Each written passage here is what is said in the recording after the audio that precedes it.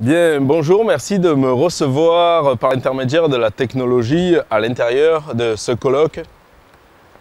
Curieuse invention que cette caméra qui me permet d'être là parmi vous aujourd'hui, alors qu'évidemment le temps et l'espace sont différents puisque je parle ici en ce printemps montréalais et que vous m'écoutez plutôt à l'automne et en plus au moment où vous m'entendez ici à Montréal, moi je serai en France dans le parc des Cévennes. Alors j'ai la mission aujourd'hui de vous parler du jardin des Premières Nations, celui qu'on peut trouver au jardin botanique de la ville de Montréal. Et avant toute chose, je vais essayer d'être fidèle à ce que j'ai pu ressentir en allant rencontrer les acteurs du Jardin des Premières Nations. Et quand je dis rencontrer, c'est vraiment le mot juste et c'est pas anodin, c'est pas rien, ce n'est pas un petit élément de cette étude de cas. Parce que quand on arrive au Jardin des Premières Nations, on se sent vraiment accueilli d'un environnement agréable, forestier.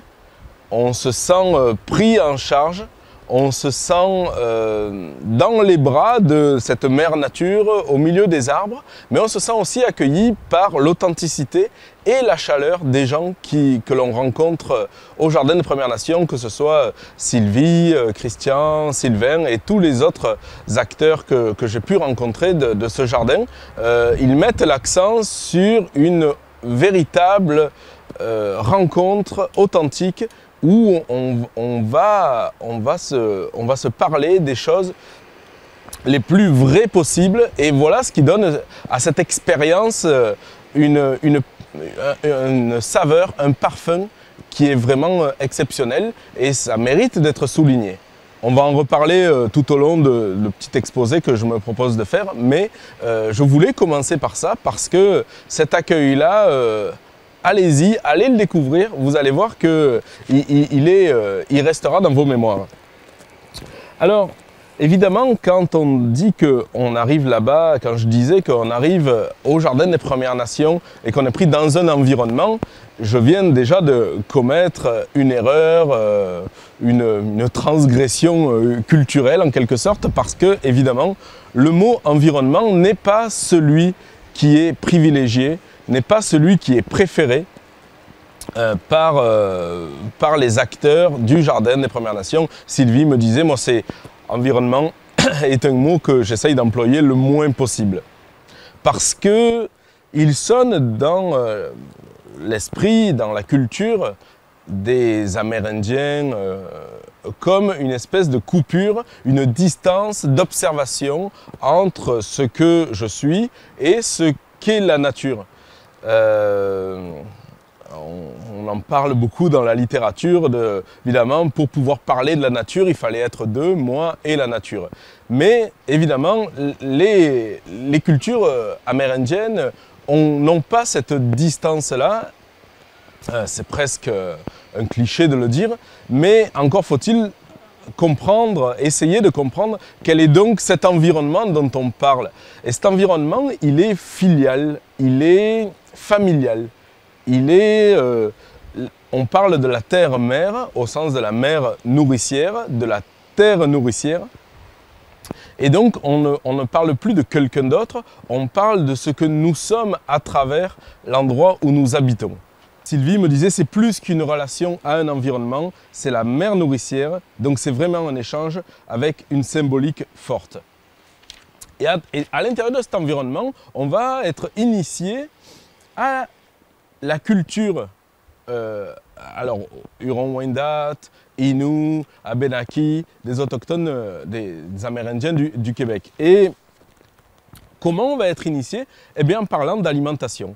Alors si on pose la question aux acteurs du Jardin des Premières Nations et qu'on leur demande est-ce que vous faites une éducation à l'alimentation et notamment une alimentation diversifiée, locale et saine, ils vous répondront ben non, pas du tout, nous c'est pas ça qu'on fait, on transmet une culture. Mais il se trouve que cette culture se véhicule mieux à travers les questions d'alimentation.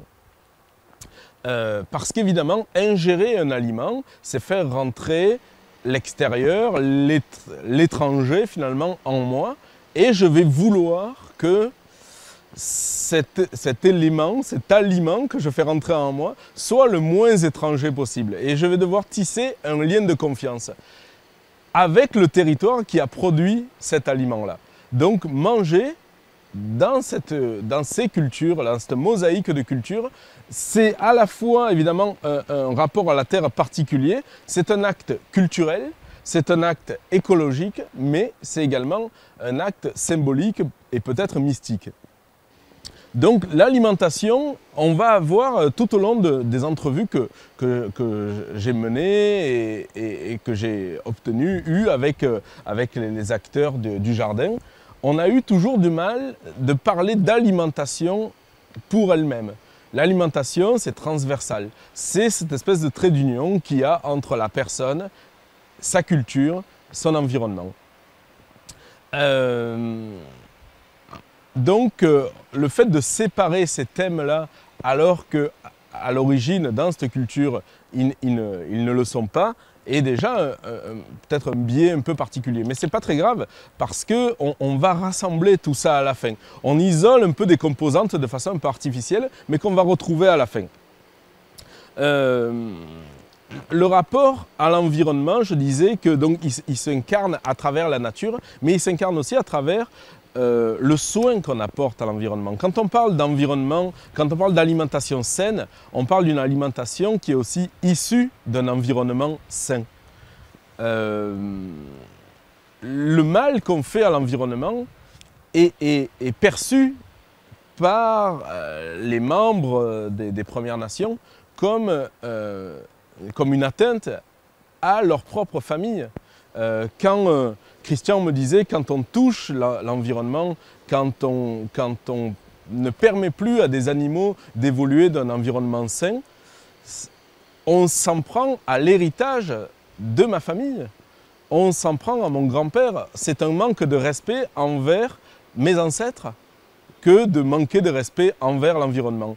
Alors, on voit bien que ce lien-là, de l'alimentation avec le territoire, avec les individus, est tissé, tricoté, serré, hein, comme on peut dire. Et la santé de l'environnement joue beaucoup sur la santé des individus. Il ne peut pas y avoir des individus en santé dans un territoire malade. La santé, évidemment, elle est perçue pas uniquement dans ce qu'on mange, mais l'activité physique que l'on a à l'intérieur de ce territoire. Beaucoup, donc, Mélissa, Elisabeth m'ont fait remarquer que la nourriture doit aller avec notre mode de vie, avec l'activité physique. Si on prend les Amérindiens qui étaient de culture nomade, ils mangeaient beaucoup, évidemment, de graisse, ils mangeaient beaucoup de corps très gras. Les Inuits, c'est certainement encore plus. Mais l'activité physique était permanente, le déplacement était permanent. Quand on a sédentarisé ces populations-là, ça a été dramatique parce qu'ils n'avaient pas d'autre activité physique que le déplacement. Les cultures qui étaient plus nomades, plus sédentaires ou semi-sédentaires, avaient développé dans leur sédentarité des jeux, des activités comme la crosse par exemple. Donc ils ont pu continuer à avoir une activité physique. Mais les populations nomades, dont l'activité principale était le déplacement, ont dû s'inventer d'autres modes de vie. Et comme on le sait, c'est pas facile, ça se fait pas du jour au lendemain. Donc ils ont continué à avoir une alimentation très riche en gras, tout en diminuant drastiquement finalement leur activité physique. Donc la santé en lien avec le territoire que l'on parcourt et en lien aussi avec l'activité physique et du mode de vie. Évidemment, quand on est attentif à son territoire, la santé en lien avec l'alimentation est aussi liée aux périodes de l'année. On ne mange pas n'importe quoi, n'importe quand. Premièrement parce qu'on ne trouve pas n'importe quoi, n'importe quand, et ça tout le monde en a une conscience aiguë, mais en plus la façon dont on va préparer, la façon dont on va cuisiner est aussi donnée par le territoire, le lieu physique où on est, mais aussi le temps de l'année. Suivant la taille des animaux, suivant les baies que l'on peut trouver, suivant l'endroit où l'on se trouve, la préparation va être différente d'un espace, d'un moment à l'autre de l'année. Et évidemment, la santé des individus, en lien aussi avec ce territoire, c'est aussi une paix psychologique. Le concept de santé chez les Amérindiens est lié à la santé de l'individu et notamment au respect de ses désirs. Quelqu'un qui n'est pas bien dans sa tête dort mal, du coup finalement il va se blesser le lendemain, etc. etc. Ce que Christian m'expliquait. Donc pour être tranquille dans sa tête, il faut aussi vivre dans un espace, dans un habitat. Il faut habiter un territoire serein. Donc on voit bien que toutes ces notions sont liées. Alors le défi qu'on trouve au Jardin des Premières Nations, c'est quand je suis imprégné de tout ça, comment je peux le transmettre à des visiteurs, que ce soit des enfants, des adultes, le temps d'une visite, le temps d'une rencontre, le temps d'une discussion qui va durer 1 heure, 1h30. C'est vraiment pas facile. On doit mettre en place une convivialité, on doit mettre en place un accueil, une chaleur qui va permettre aux gens, peut-être pas de tout comprendre, mais au moins d'en ressentir suffisamment pour que la personne se sente touchée à l'intérieur même de cet espace limité d'1 heure, 1h30. Alors là, il y a la recette qui n'est pas une recette de cuisine, mais qui est la recette qu'applique et que la mission finalement que s'est donnée le Jardin des Premières Nations et à travers ses acteurs, c'est l'authenticité. Tous les employés du Jardin des Premières Nations sont des autochtones, plus ou moins en lien avec leur vie traditionnelle, avec leur territoire, mais ils ont tous une certaine forme d'authenticité, au moins, si ce n'est pas dans un lien fort avec le territoire, au moins dans la recherche de leur indianité, là, finalement. Donc, on va d'abord devoir se former entre nous. Quand on est animateur aux Premières Nations, évidemment, on ne peut pas comme ça débarquer, on ne s'improvise pas amérindien. Il serait impossible pour quelqu'un qui n'a aucune racine, aucune tradition, aucun lien avec les cultures autochtones de devenir animateur au Jardin des Premières Nations, parce que de quoi est-ce qu'il pourrait bien parler? Christian est acteur. À côté de ça, il fait de la télé, il fait plusieurs... Et il disait, mais quand je suis sur place au Jardin des Premières Nations, je ne joue pas un rôle, je n'utilise pas des techniques d'acteur. Je suis en train de te parler de ma famille. Et ça, c'est pas un jeu. Et si je ne te parle pas de ma famille, alors de quoi est-ce que je vais bien pouvoir te parler? Parce que c'est de ça, c'est ça qu'on est venu rencontrer, c'est ça qu'on est venu respirer finalement. Alors on ne peut pas former un animateur au Jardin des Premières Nations comme on forme un animateur dans n'importe quelle activité pédagogique. Donc ça prend cette authenticité-là. Et cette chaleur familiale, finalement, on doit la ressentir. La personne qui vient là, avec ses préjugés, qui est un gros défi aussi du Jardin des Premières Nations, doit ressentir cet accueil, cette chaleur, cette compréhension, pour pouvoir faire preuve lui-même de cette compréhension. Donc, l'éducation, mais encore une fois, c'est un mot qui n'est pas très employé dans la culture amérindienne, dans les cultures amérindiennes, parce que les Amérindiens ont un passé assez inconfortable avec le mot d'éducation, parce que l'éducation a toujours été un mot employé par les colonisateurs finalement. Donc quand on leur a dit quittez vos familles et quittez vos villages, on va vous éduquer, ça a sonné un petit peu bizarre dans l'univers, dans le langage et dans la cosmovision finalement des Amérindiens. Donc l'éducation n'est pas un mot beaucoup employé. On parle beaucoup plus de transmission. La transmission se fait prioritairement par les aînés. Mais là, encore une fois, il y a une difficulté. Au Jardin des Premières Nations, personne n'a l'âge d'être aîné. Alors, c'est à quel âge qu'on devient aîné? La question est difficile. On n'est pas aîné le jour de ses 50 ans. On est aîné en fonction de son expérience, de sa capacité à écouter, de sa capacité à transmettre. Et on est aîné, on ne se décrète pas, on ne s'autoproclame pas aîné. Ce sont les autres qui viennent rencontrer chez vous une expertise, une expérience, une histoire de vie. Alors, au Jardin des Premières Nations, tout le monde est quand même assez jeune. Alors, il faut que certains jouent quand même le rôle des aînés. Mais évidemment, autant Sylvie que Christian ou que Sylvain récuseront ce terme s'ils sont là, mais c'est un petit peu le rôle qu'ils jouent en fonction des jeunes. Et les jeunes d'ailleurs l'expriment grandement en disant « Ah, moi, ma référence, c'est d'aller poser des questions à une de ces trois personnes-là. » Les compétences finalement donc spécifiques sont de l'ordre de la culture dans ce jardin des Premières Nations et c'est bien ainsi. Le jour où on prendra des gens qui vont jouer un rôle ou qui mettront des costumes, évidemment on aura perdu toute l'âme du jardin des Premières Nations. Donc on devra continuer à entretenir cette authenticité qui n'est pas quelque chose de facile, qui n'est pas quelque chose d'évident. Mais c'est ça qui donne sa substance au Jardin des Premières Nations et c'est ça qu'on aime. Pour finir, je dirais que le Jardin des Premières Nations est difficile à raconter. On vient à la rencontre, on se ressort de là, on a l'impression de s'être fait des amis et on y est bien. Et c'est ça qui est visé finalement. Quand on veut apprendre quelque chose à quelqu'un, dans ce Jardin des Premières Nations, on fait tout pour que la personne se sente bien. Alors, autour de l'alimentation, on va partager un repas, on va partager une tisane, on va partager du maïs fleuri, du popcorn, on va partager de la bannique, il va y avoir différentes activités qui vont faire qu'on va vouloir que la personne se sente bien.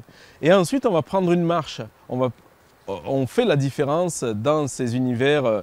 Les Bérénice et Mélissa expliquaient vraiment la différence qu'il y a. Elle disait, ma mère, autochtone, amérindienne, Innu, jamais ne s'asseyait pour nous enseigner quelque chose. Christian disait, si j'ai envie d'apprendre quelque chose à quelqu'un, ben, je vais aller prendre une marche. Si la personne est timide, elle va pouvoir regarder par terre. On va s'oxygéner, on va respirer, on va être debout. Et on va opposer ça à un apprentissage assis, quelque chose qu'on apprend sur le coin d'une table. On n'apprend pas à être animateur des Jardins de Premières Nations au coin d'une table. C'est pas comme ça que ça marche et c'est pas comme ça non plus que la visite, que l'animation se fait envers donc, les visiteurs et envers les enfants qui peuvent être là, le public scolaire. Donc voilà un petit peu la richesse de ce lieu-là. Et comme on parle d'alimentation finalement tout au long de la visite et que la culture est vraiment tournée quasiment à 80%, je ne sais pas si on peut mettre un chiffre, mais en tout cas que la culture est tournée grandement, tourne autour de l'alimentation et tournée vers l'alimentation. Les préoccupations quotidiennes dans la culture traditionnelle sont des préoccupations d'alimentation. Alors on est en train de donner au monde le cadeau d'une conception de l'alimentation qui est fondamentalement différente de celle qu'on peut trouver ailleurs dans la société nord-occidentale. Et c'est certainement ce cadeau-là que nous, non-autochtones, devons apprécier. Parce que les préoccupations modernes, actuelles, qui sont liées à l'alimentation, on parle d'alimentation bio, locale, régionale, saine, les Amérindiens ont une réponse à nous offrir à ces préoccupations-là et la chasse dans le territoire est une alimentation locale, saine et biologique et tout ce qu'on veut. Donc finalement, on a réinventé des concepts, on a réinventé des mots pour des pratiques qui étaient finalement ancestrales, millénaires dans les cultures amérindiennes. Et c'est certainement ce murmure-là des populations autochtones qu'il ne faut certainement pas oublier. Alors je vous souhaite de vous rencontrer autour de ces thèmes-là et d'en discuter maintenant entre vous. Malheureusement, comme vous le savez, je suis loin, mais je pense bien à vous.